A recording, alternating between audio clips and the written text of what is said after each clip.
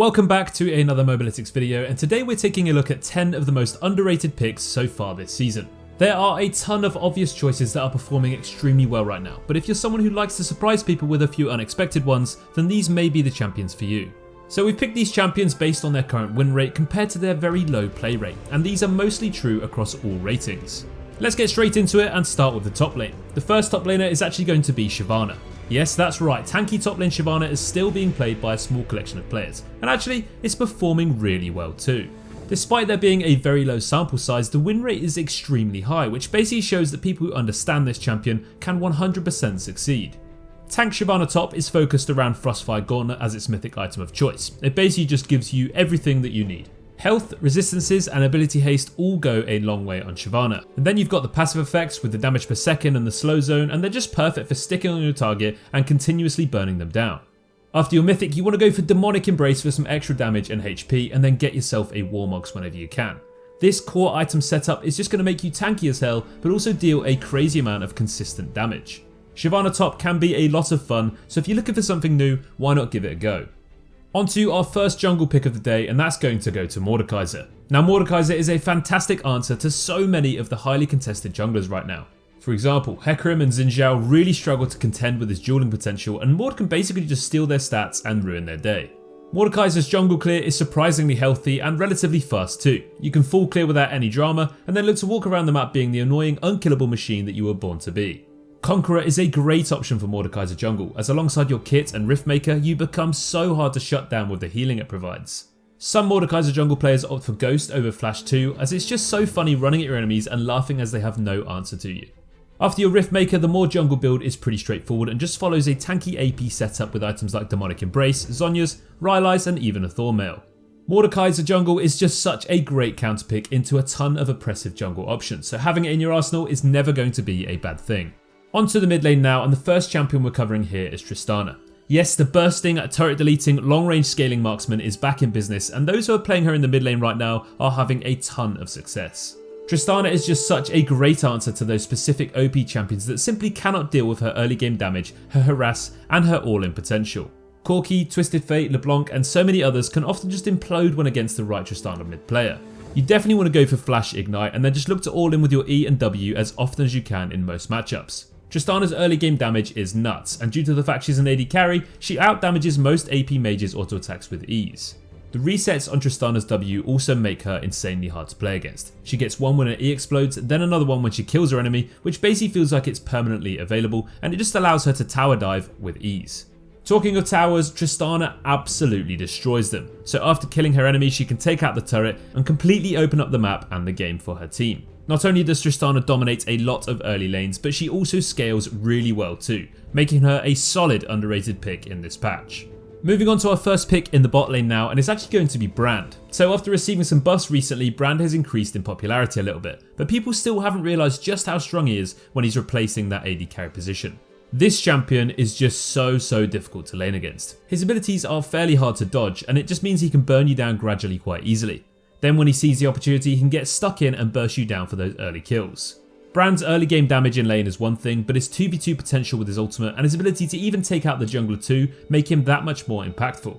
He honestly just slaps in those early dragon fights, especially when paired with the right support. Bring a bit of CC to the table and there's nothing you can do about his ultimate bouncing around your whole team. Bot lane Brand's itemization is really fun too. You've got the classic Landry's Demonic Embrace setup capable of melting literally anyone with its damage over time, or you've even got the Luden's Shadowflame Rush, which basically just one-shots anyone that you see. Brand is a ton of fun and can very easily run away with games when he starts snowballing just by how much damage this champion does.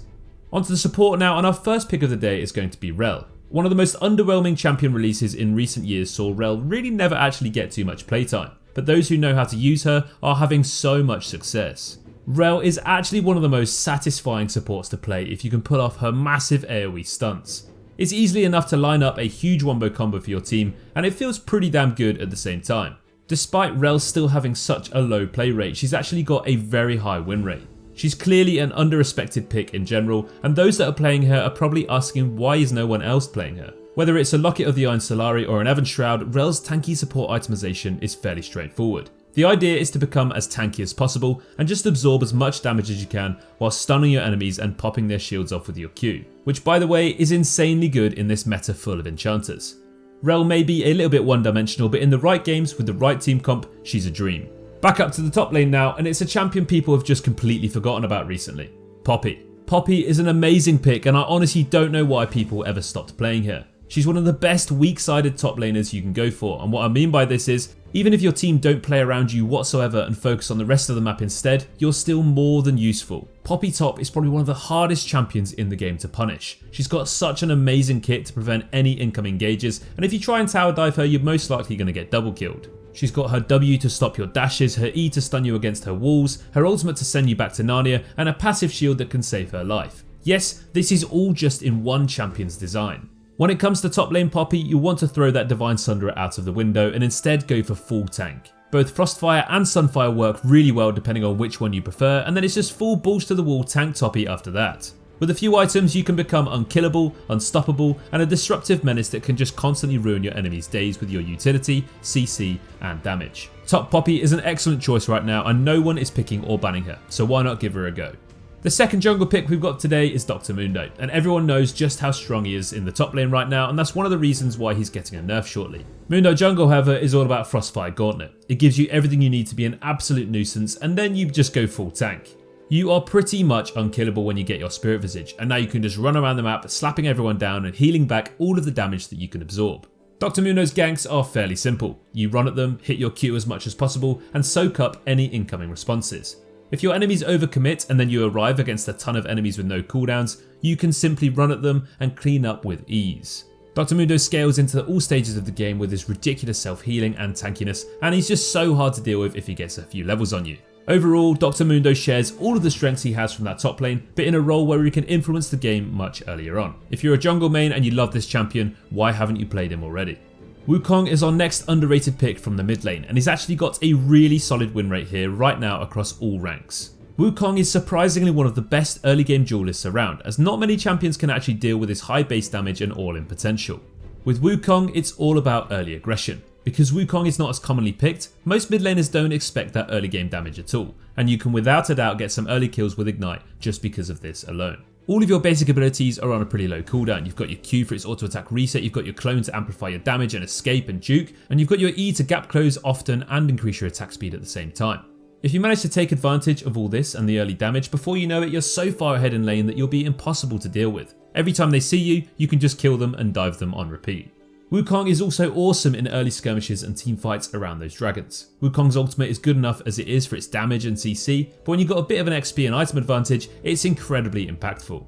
Wukong's ability to sneak into fights and flank as well with his clone make him so slippery and very hard to play against. When it comes to itemization, Wukong is fairly simple too. You get that sheen as quickly as you can and turn that into a Divine Sunderer. Once you've got that as well as your Black Cleaver, you simply shred anyone you come across, and with the added bonus of all the ability haste, you're going to have a great time with your basic abilities. We're back in the bot lane now, and guess what? It's another mage. Swain has genuinely been forgotten about this season, but if you've ever played League of Legends when Swain bot was a big thing, you're probably still getting flashbacks. Swain bot is just an absolute terror to play against. His oppressive kit is so hard to lane against, and that E just seems to be undodgeable. The thing is with Swain though, he's still very strong, and he's just fallen out of favour due to all the new champions coming to popularity this season. Swain is exceptionally good at punishing enemies with low mobility, as his E is just devastating when he hits it, and if you combine Swain with a CC heavy support, it's very hard to stay alive. Swain's damage is also much more than you'd expect, as with a few rotations of his abilities you're going to be so vulnerable to all-ins. Swain's itemization is also pretty similar to what it's always been, with Liandry's and Zhonya's being his bread and butter build path. You'd be surprised at just how much potency he has when these are completed, especially when combined with how hard he is to kill with the healing from his ultimate. Swain's rune options are pretty flexible too. Both Electrocute and Conqueror work well in different lane setups. In certain matchups, the burst from Electrocute may be preferred, or maybe you just want to become even more immortal with Conqueror's healing. Not much more needs to be said about Swain in that bot lane. Everyone should know how hard it is to play against in the past, so here's a friendly reminder that it's still more than viable. Finally, that last support of the day is going to go to Syndra. Syndra support is played almost exactly as it's played in that mid lane. You poke them as often as you can with your Qs, auto attacks and Electrocute, and once you land that stun, you go ham. Syndra support is completely dependent on the player behind her. If you miss all your Qs and whiff your stuns, you are genuinely free kills. However, if you do manage to pull it off, it's undeniably effective. Syndra's all-in potential throughout the early lane phase is really quite strong, and when you hit level 6, oh boy, they are not going to know what hit them. That point and click 200 years ultimate really does pack a big punch, and if you get your Luden sooner rather than later, you can genuinely one-shot their squishy AD carry or enchanter every time you see them. Syndra support has the potential to make bot lane a permanent 2v1 and completely remove one or even two of your opponents from that lane every single time you have your ultimate. Syndra is also really good at disengaging or even setting up ganks too with that stun, so a lot of her effectiveness stems directly to the use of this ability. Overall, if you enjoy Syndra in the mid lane, she really is a ton of fun to play in support too, and packs a very good win rate here so far this season, for the very few amount of players that play her anyway. So that's going to wrap up our list of the 10 underrated champions that you should be playing in Season 12. We hope you enjoyed it and let us know how you get on in the comments below. Who else do you guys think is super underrated so far this season? That's all from us here at Mobalytics, and as always, take care.